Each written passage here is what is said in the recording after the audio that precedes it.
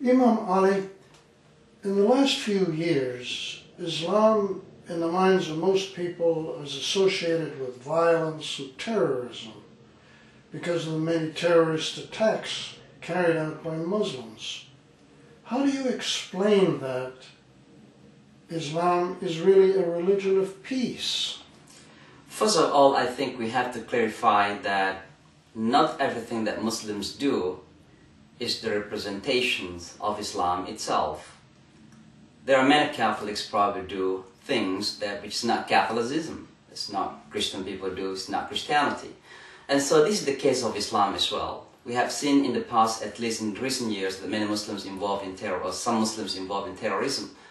But not necessarily that what they do and what they're doing basically is Islamic teaching. Islam is about peace, and Islam basically promotes peace.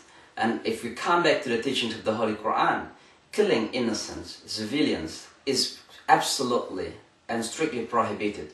Prophet Muhammad, peace be upon him, even in time of war, within the battlefield, an army, a soldier is not allowed absolutely to kill children, women, innocent, non-combatant people. Even it's not allowed to cut off trees, to poison the wells, to kill animals in any public facilities. So any destructions in Islam is strictly prohibited. And in fact, according to the Holy Quran, taking a life of a person is equivalent to taking the lives of all humanity. And saving a life of a person is equivalent to saving the life of all humanity. And so life in Islam is so sacred, and no one has the right to take the life of any innocent people except the one who created them, the Almighty. But what about this business of the Sunni and the Shia killing each other?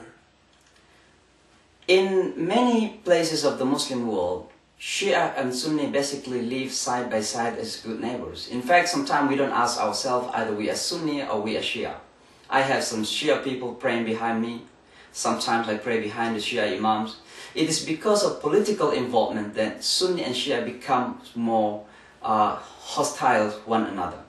In fact, if we study the history of the frictions of the Muslim community to the Shia and Sunni, it is about politics. It's about who was supposedly to lead the Muslim community after the passing of the Prophet Muhammad, peace be upon him.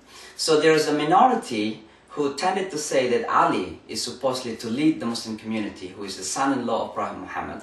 But the majority held the opinions that Muslims must elect a leader.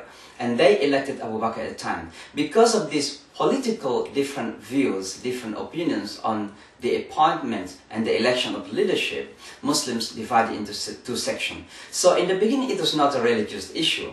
And that's why I don't see that Muslims, Sunnis and Shia should be problems between themselves, because it is not absolutely an Islamic issue, it is not absolutely a religious issue. It is about a leadership issue in the beginning. If you have any questions on any of these items, please send me an email and maybe I can help.